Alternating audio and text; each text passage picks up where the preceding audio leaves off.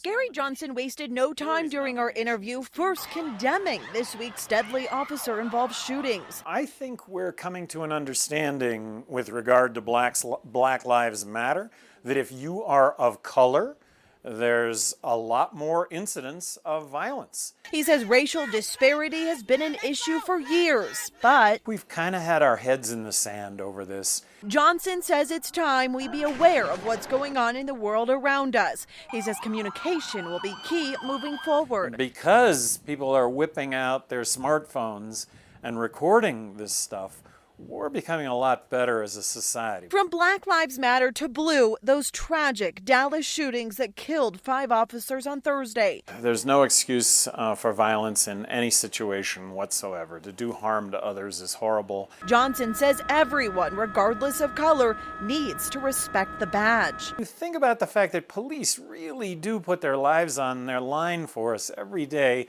We just take that for granted. We really take it for granted. So, for me personally, it's going to be some thank yous from here on out. In Santa Fe, I'm Angela Brower, KOAT, Action 7 News. We're now learning more about the man who shot and killed those 5 officers during a protest in downtown Dallas on Thursday. Micah Johnson was an Army veteran who served in Afghanistan. Johnson also followed several black militant groups on Facebook. Police say he wore a protective vest and used a military-style semi-automatic rifle during the attack. During the shooting, 7 other officers were hurt, and so were 2 civilians. After attempts to negotiate with Johnson, a robot delivered a bomb that killed him. And tonight we're learning more about the 5 officers who died in the line of duty. A memorial is growing outside police headquarters in Dallas, a tribute to the heroes after 5 officers were killed in the line of duty, police say at the hands of a sniper. Now we're learning their names. 32-year-old Patrick Zamarripa, a young husband and father to a 2-year-old girl. He survived 3 tours in Iraq.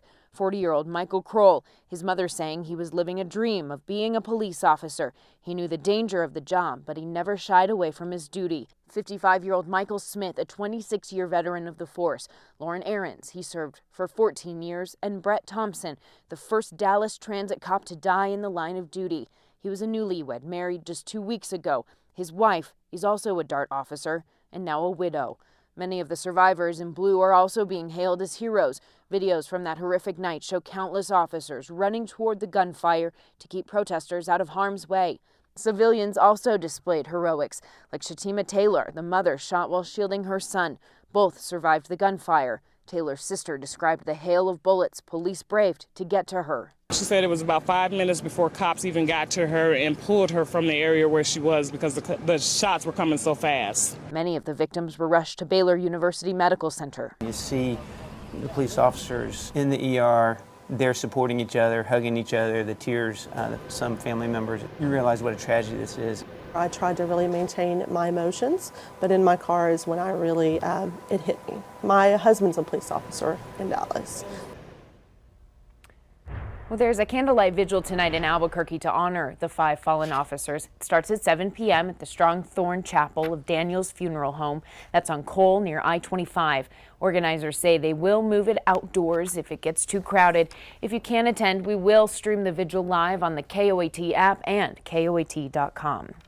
With so many injured in the Dallas ambush, the need for blood donations has escalated. So many Dallas community members turned out yesterday to donate. Jacqueline Srita has more. One thing about police is they're very quick to say to their loved ones that they love them because they know they won't necessarily make it home. 5 officers never made it home. The bloodshed less than a mile away from where Kim Cole now gives blood. She works in the evidence unit for Dallas PD. This is her way of showing support. Just like an evil event will have repercussions, so will a kind event. We're a good old southern city that has good, strong southern values, and it doesn't include shooting people up in an ambush. The peaceful protest in the downtown streets became the last call of duty for some when a sniper targeted them. The Red Cross turned City Hall into a blood donation center where more than 80 people came to help. We've got some guys in the hospital, and it's just the right thing to do. Dallas police officers lined up too, but it doesn't take a badge to donate. I'm not one of the heroes out on the street. I'm just a regular old person, and this is what I can do. In downtown Dallas, Jackie Crea.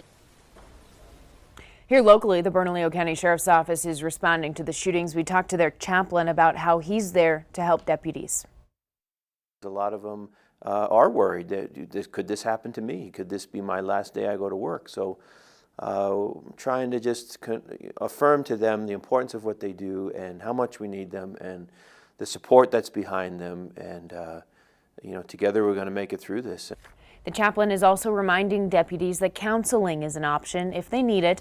He also says the 2 brand new therapy dogs are another resource for law enforcement. The Albuquerque Police Union is also responding to the Dallas shootings, saying we are not the enemy. We are your neighbors, your friends. We are more like you than we are different. And we just want to get home to our families every night, too. If you want to help the families of the officers in Dallas, just open your KOAT app. We have a link under the As Seen on 7 section where you can donate. Well, hot temperatures and a few storms brewing tonight. Meteorologist Byron Morton has your live Super Doppler 7 forecast. Byron. That's right, Kirsten. Not as active as expected today with the storms, but still some action over the Sacramento Mountains. They've been slammed around Mescaleto, where a flood advisory continues, and that is until 6:30. Avoid the arroyos, ditches, water-covered roads. We've had some flooding around Cloudcroft. A live look from Cloudcroft. You can see the dark skies there, even some hail for a time in the Sacramento Mountains with those storms that were popping up. We're seeing a little bit of activity around Silver City, and not as active across northeast New Mexico. We're just seeing a few showers south of Raton along I-25. The big story, of course, for much of the rest of the state, the heat. We've been flirting with 100 degrees here in Albuquerque for some time. You might want to take that dinner on the patio inside to avoid the hot temperatures. 7 o'clock still in the middle 90s. In fact, we'll be in the 80s up through the 11 o'clock hour, not seeing the 70s until after midnight tonight. More heat on the way, but now extreme fire danger. When winds will want you to, well, forego those barbecues because of that fire danger. More on that in just a bit. First, over to Kirsten. Okay, Byron, thanks. New tonight, construction is causing a highway headache for some drivers in Albuquerque. Our traffic cameras right now are watching that big backup that you see build along I-40 and Carlisle. Right now, that's where Action 7 News reporter Mike Springer is live. He talked to drivers about the mess. Mike? The state's Department of Transportation is doing some routine maintenance work here along I-40, but if you take a look over here, you can see all of that backup here along I-40 westbound due to some of those closures from that work. Now, we talked to some drivers who say this congestion is anything but routine. Cars and trucks move slowly, single file down I-40 Saturday afternoon, as construction work has the Carlisle on-ramp on I-40 westbound shut down and traffic backing up. We were going eastbound, and when I saw that going westbound, I thought, we're not going that way home. The state's Department of Transportation hired a crew to do some bridge repair work over the I-40 westbound bridge that goes over University. It's one of 9 different bridges in Albuquerque DOT crews are working on this summer as part of a $1 million preservation project.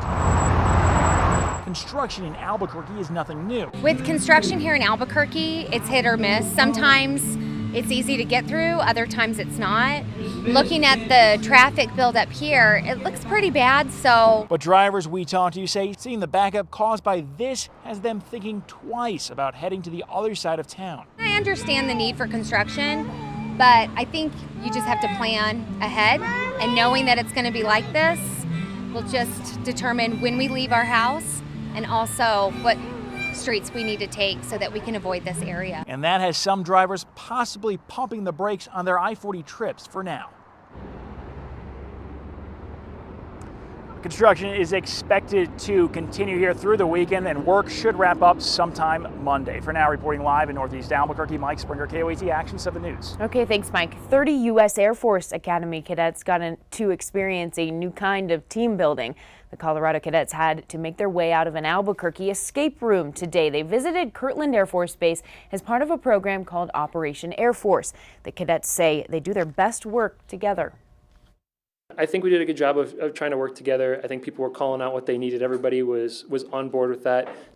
The cadets got very close to escaping the room, but had one more puzzle to finish when they ran out of time. Well, New Mexico is one of 2 states being considered for a new Facebook data site. It's a facility where they'd store servers of information. The social media giant confirms it's considering building the facility in Los Lunas. PNM asked the Public Regulation Commission to speed up the approval process for its application so, if necessary, they can meet Facebook's energy demands. In a statement, Facebook spokesperson said, "We're always evaluating potential new sites as we expand our global infrastructure and develop a pipeline for future data center locations, but we're not committing to anything right now." We're told Los Lunas is competing with the site with Rocky Mountain Power Company that's based out of Salt Lake City, Utah. Well, a judge has ruled that former state senator Phil Griego will stand trial. Prosecutors say he used his position as a legislator to make money off a real estate deal. This whole week, we've been reporting on Griego's preliminary hearing. Both sides called witnesses and showed evidence for the judge to determine if there's enough probable cause for a trial, and the judge decided yes. And now Griego faces 9 corruption charges. Well, New Mexico Pueblo is in the middle of an international battle over a sacred shield. How a Native American artifact ended up in the wrong hands, and why the Pueblo is desperately trying to get it back. That's up next.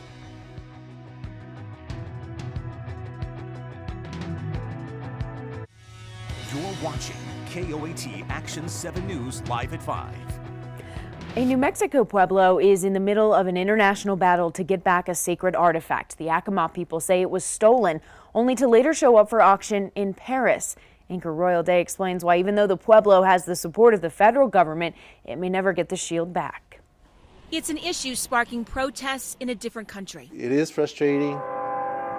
And creating heartache in New Mexico. That's traditional law. It should never leave the reservation. All of it over a sacred shield the Yakima Pueblo says is theirs. We're blurring out the image on the shield out of respect. The image is sacred. Periodically, this particular object is used in ceremony. That religious privacy vanished when the shield went up for auction earlier this year at Eve Auction House in Paris, France. Yakima Governor Kurt Riley thinks it was stolen from the Pueblo in the 70s. Now that the shield surfaced, he's in the middle of a battle he never anticipated. Originally, Yakima did not want to be the lead tribe to do this. But they are. The French government seems to be listening for now. The shield was pulled from the auction. Riley says it's because they have the federal government's support and the backing of New Mexico's congressional delegation. I don't think they should be doing that. They should return this object to the Yakima Pueblo. Senator Tom Udall is vocal about his distaste over what's happening. And we've passed laws to protect them, and what people are doing is going around those laws in order to try to make money for themselves. But despite the outcry and a federal investigation, there's no guarantee it will be returned.